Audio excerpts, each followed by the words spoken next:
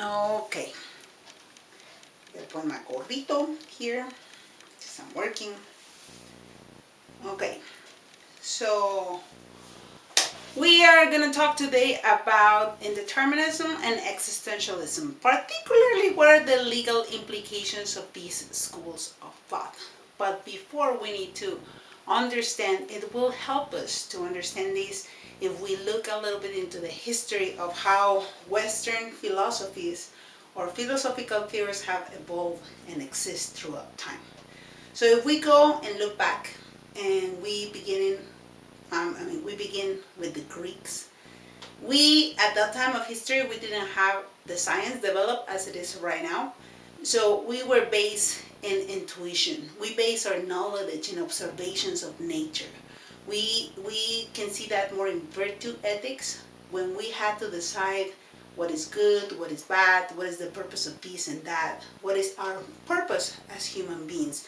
We will try to respond by observing what's around us. So for example, Plato, he lived more than 2,000 years ago. And he said the essence or essentia precedes existentia. So the essence of who we are exists first, and then we come as human beings just to fulfill that goal. So the ultimate purpose of life, he had another disciple, his name was Aristotle, and the ultimate purpose of life for Aristotle was to reach eudaimonia or eudaimonia, which is like happiness. That's the main goal that we are here. We are born with a purpose and we need to fulfill that purpose. So the Greeks were great at thinking, but later the Romans came and they were not very good at thinking. They were very good at war. So they kind of conquered the Greeks, but they kind of rub on it themselves those values and that outlook of life. So they start to develop their own rules and codes of behavior. So they make a bunch of laws. And they use those ideas from the Greeks to create these laws. Now, these laws were so important and they so well done that 500, 800 years later in Europe, those laws were compiled and they created something that is called El Código Justiniano, the Justinian Code. So all those laws are the basis for a lot of legal systems in Europe and in Latin America. Fun fact, if you go and look into the civil code in Mexico, in some places, you can see word for word, almost like a copy-paste evolution of some of the articles that were from that age, like more than 2,000 years ago. So we have now these laws, these systems of norms that regulate us. And here, even though it's not Mexico and we follow a different tradition in the United States, we still see those norms reflect in our codes in places like New Mexico and Texas, because this used to be part of Spain. So they use kind of like the same structure. So anyway, time passes, and then no more Greeks, no more Romans. Now we have Christianity ruling, and religion gets associated and intermingled with political power. And we had a long period where those questions that we were asking before, what is good, what is bad, why are we here, they were answered with one book, and that book was the Bible. And those times were called the Middle Ages. So what happened in the Middle Ages was that we have a theory that we already studied, that is the divine command. Why do we do things? Why do we kill infidels? Why do we take money from the poor? Well, because God says so. So the higher power, who was the Pope or the kings or whoever who was in power, will determine what was going to happen and what was good and what was bad according to the rules that were given by God. Still, the Roman codes with different names were still in use. We were using them. That was kind of like the structure that we use. But the ethos of the law, the essence was, we do it because God tells us to do this. So the church had a lot of power to decide what was right and what was wrong. That happened for a really, really long time. And then Columbus discovers America. And then everything goes wild and crazy. because after that we started to dispel certain mysticism that came with religion. And it turns out that the earth is not flat. Oh, surprise, surprise. It turns out that it's not demons that are killing people, but germs and viruses, and we actually can see them with our eyes. So we have the Renaissance. We have the Renaissance. We go in history. Oh, a lot of philosophers are talking about life and answering these questions. And what happens? So what happens with the laws is that we don't have laws anymore, because no. Then we have people that come and talk about how are we going to make our norms, our rules, our laws. Immanuel Kant comes and he saves the day. He's like, regardless of the existence of God, it doesn't matter if he exists or not, we shouldn't depend on him to determine what is right or wrong. We can have norms based on something that we're going to call the categorical imperative. So now, just to clarify, Kant does not initiate this movement. He was born in 1725, and the Constitution of the United States of America, for example, was signed in 1789. So you see like a big chunk of time, like 60 years or so.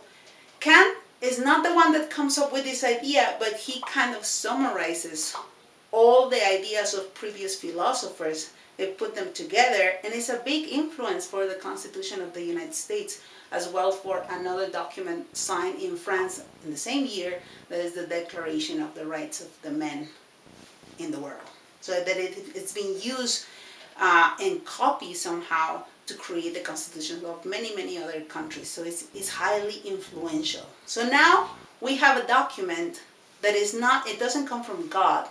It doesn't depend on the mood of the king, if he's in a good mood and he wants to forgive you or not. No, it doesn't depend on the power of the person, but it depends on the power of the idea, which is why constitutions are so important. It gives us that's outside of our will.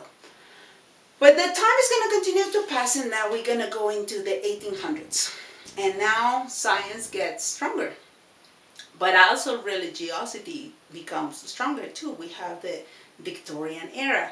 And in the US and in Europe, another thing that gets really like in vogue or very strong is the Industrial Revolution. It's full blown. We found coal, we have locomotives, we have industries, we have factories.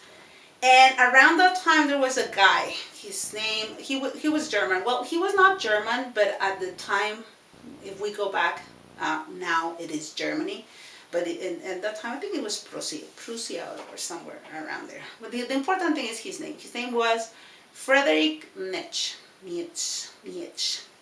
And he had many ideas. Amongst those ideas was this idea of the slave mentality. He was observing, because that's what philosophers do. They observe things and they make notes and then they talk about what they see. He was thinking like, okay, industrialization requires a certain type of person, of worker. It needs a very sheepy person, a person that does not question authority, that is submissive, and that sees obedience, restraint, and modesty like a virtue. You cannot keep the children and the families of those children working 24/7 in abusive conditions in your factory if you cannot convince them that somehow they are good because they are hard workers, and obedience without and compliance with authority is what makes you a good Christian. So Nietzsche is like, no, I don't like that. That's like, he gets fed up, and he decides, revolutionary, he decides to kill God. He announces God dead in a book that I don't remember the name. I think it's Así habló Zaratustra, but our professor is going to be kind enough to correct me. And what he says in that book is that, well, God is dead, and what that means is that we don't have a norm that comes from God, because even though Kant was not outright denying God. He was just saying like, okay, we can make the same rules, but we can give them form that is outside of the whims of humans. So the values are universal. Nietzsche goes ahead of that. He pushes the limit and he blatantly says like, okay, there's no God. So we don't even have to obey the structure that we had before. We can come with something new. We can be rebels. We can be Superman. And the Superman is not going to be following the rules that somebody imposed because he's a master. He's also not going to be just be resentful because like slave mentality makes you resentful and you don't like the system. No, a Superman is gonna own the rules. It's gonna make them himself. And this is the seed that what later is going to become another school of thought that is nihilism or anarchism, or in later in the US something called libertarianism. So that we will see later. That's kind of like the seed over there. It's like rules, no more rules. Let's come up with something completely new. So these schools of thought are rooted in this idea of Nietzsche. And the ideas that he had also affect our political systems. Once they become widespread and they are reinterpreted and they become political ideas and social movements, then they affect us. So we keep going on time. And Nietzsche dies. And everyone laughs. And God included, because he was winking at the Pope like, hey, did you hear that? Nietzsche died and we're still around here. Ha ha ha. So time passes and we get to the 1900s.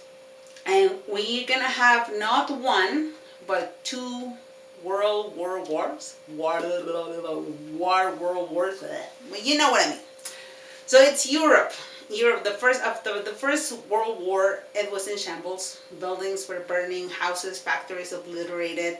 France was devastated. And there in France, there was another guy.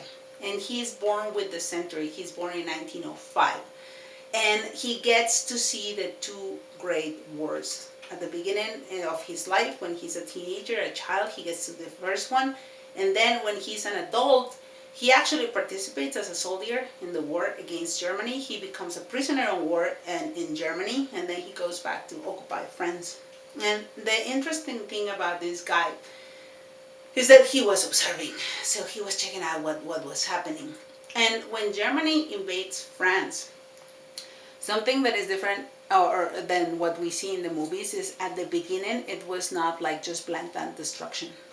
The soldiers will march into and they will take control of politically, and like it's like if you were in El Paso and suddenly instead of seeing soldiers from Fort Bliss with the uniform from Fort Bliss, you will see them with uniforms from I don't know, from Saudi Arabia or China or Mexico, whatever. And you will see them as like nothing changes, but now you know somebody else is in power and they are kind of controlling the food supply, but that's it. So the life keeps going on. And the life keeps going on, and the thing is that the Germans are kind of like charming. And some people in France, they get charmed with the Germans because they will not be rude with people. Like, for example, if you were in the bus and there was a soldier sitting in the bus and then a lady comes there, he very politely will get up and offer the seat to the lady, and he will speak French because French was a language that was widely used in Europe. It was kind of like English today. Everybody was learning French, so they will speak in your language and offer you the seat. So that was kind of like charming for some French people. And at that time, the horrors of what was happening with the Holocaust and the concentration camps were not known for everybody. It was kind of like a secret. So the only thing the French were listening is like, okay, make Germany great again. That was Hitler's motto. He wanted to make Germany again great. And that's why he was doing the work.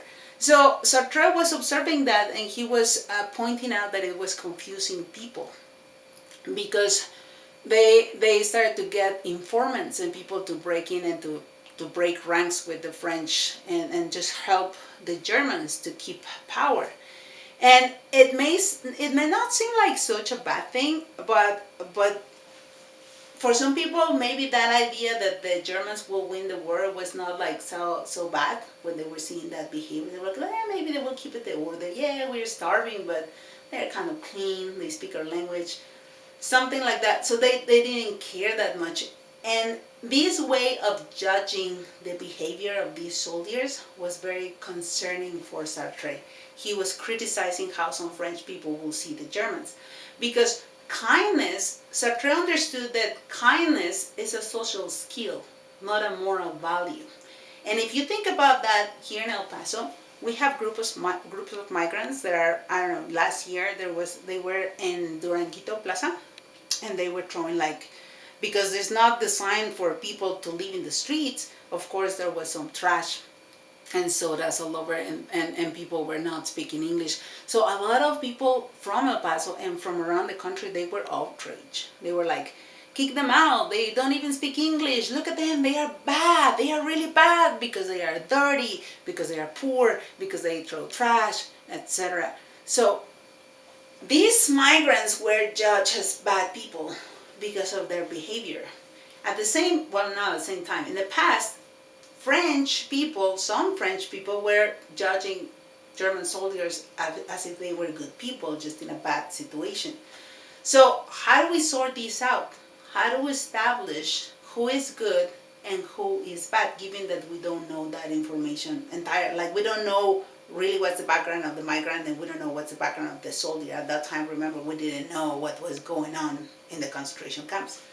So we don't know that. We know that today. But anyway, how do we judge? Do we go to the Bible? Do we go to the Constitution? Do we use the existing laws to determine that? What Sartre tells us to sort out this problem is, he starts by saying that we all humans, we possess a level of freedom, all of us. And he calls this is like a free will. And that translates into the ability that we have to own our own thoughts. And sometimes our actions. We can control our thoughts, and sometimes we can control our actions. So even if we are like in prison and we're facing death, and we can choose to die screaming, or we can choose to die like Benito Juárez, no? He was like, es mejor morir de pie que vivir arrodillado. There's something like looking straight into the rifle and saying like, I'd rather die standing proud than live kneeling and in shame. So according to Sartre, that was the freedom. Not the freedom that we see like in Maverick movie. No. It was the freedom that you have. It's an inner freedom inside of your head to decide things. Yeah, there's certain things you cannot control, but you always can control yourself in your mind. So this freedom is not necessarily a precious gift. This is important to understand. For Sartre, we are more like we're condemned to have freedom. It's not a privilege. It's more like a burden, because one's purpose in life is not predetermined. This is different. If we look at determinism before this school of thought, the existentialism, and if we look at virtue ethics, we see how Aristotle and later Santo Tomás de Aquino and the Christians see the essence of humans determined by the will of God. So we have the will of God, and we are created by God. It doesn't matter what God. It can be a Christian God, a Greek God, an Aztec God. It doesn't matter.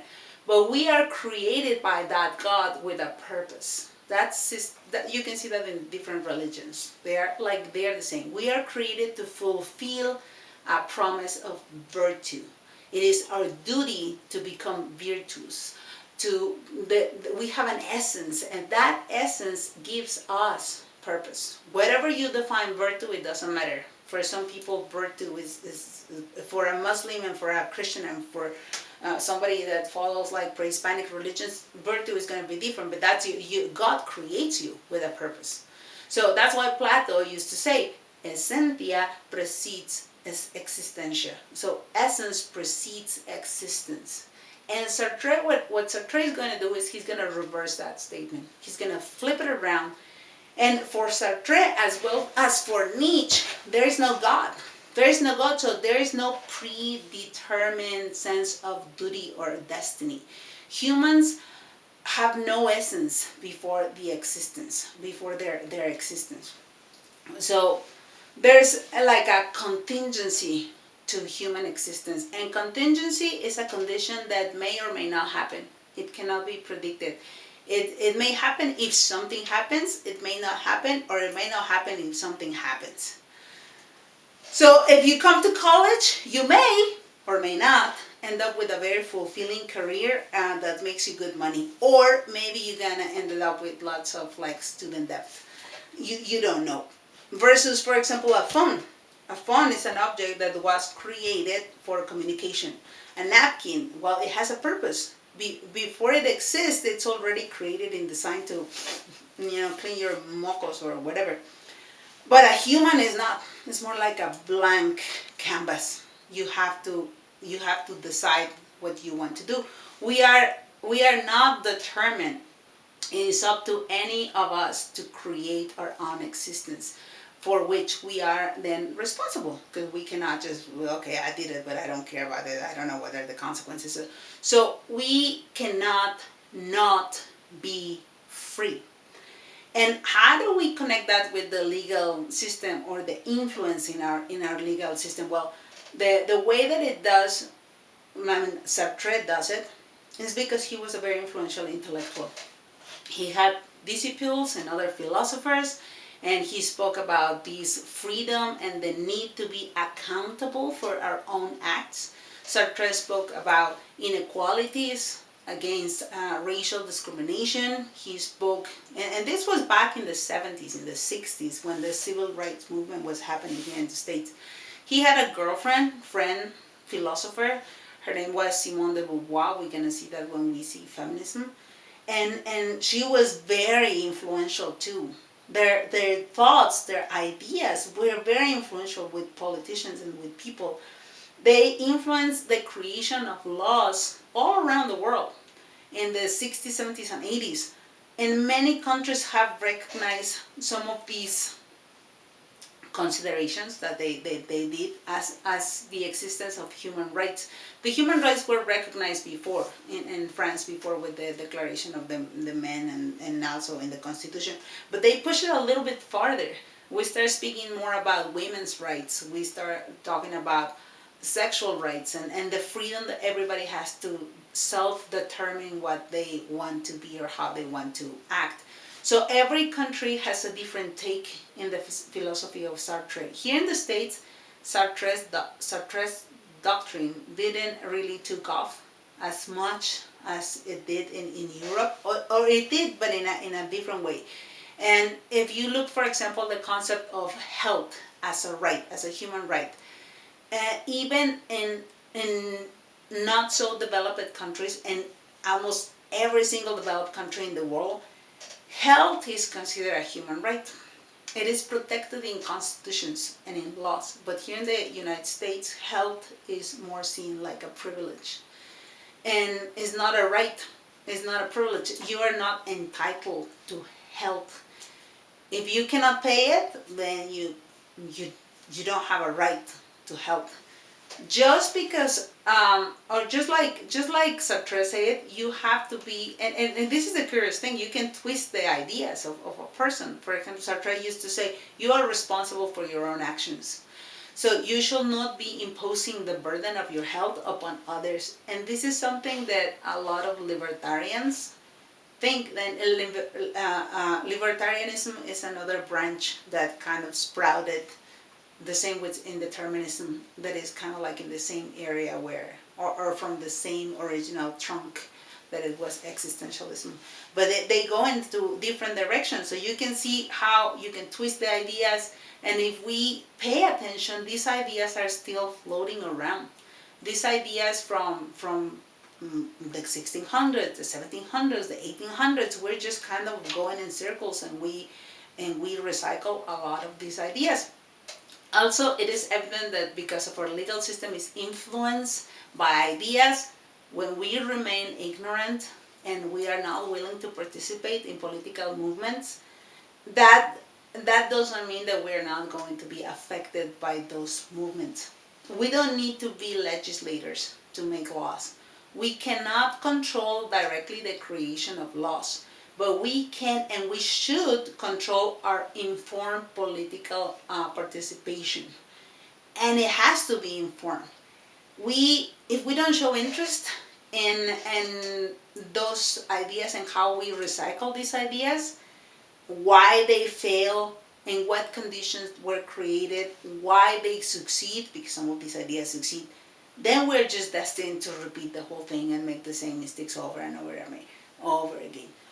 So my personal take is that we need to inform ourselves and we need to vote. So if nothing is in the ballot that keeps you interested and you don't like what you see in the ballot, well, just be yourself in the ballot.